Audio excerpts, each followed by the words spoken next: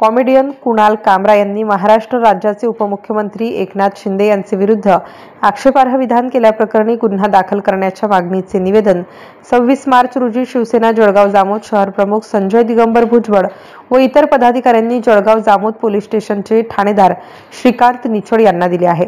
शिवसेनेचे मुख्य नेते, राज्याचे माजी मुख्यमंत्री तसेच विद्यमान उपमुख्यमंत्री नामदार एकनाथजी शिंदे यांच्या संदर्भात कुणाल कामरा यांनी कवितेतून खालच्या भाषेत आक्षेपार्ह विधान केले आहे।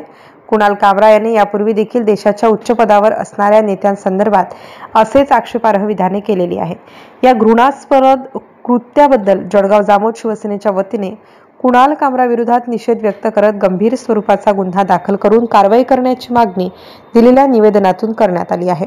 निवेदन देतेवेळी शिवसेना उपजिल्हा प्रमुख देविदास घोपे, शिवसेना शहराध्यक्ष संजय, तालुका प्रसिद्धी प्रमुख बाळू पाटील, हरिभाऊ पारसकर, गजानन देशमुख, संजय धुळे, अनंत बकाल, प्रकाश धोंगटे, विजय उगले कार्यकर्त्यांसह शिंदे सेनेचे पदाधिकारी व कार्यकर्ते प्रामुख्याने उपस्थित होते। MCN न्यूज मराठीकरिता दिलीप इंगळे, जळगाव।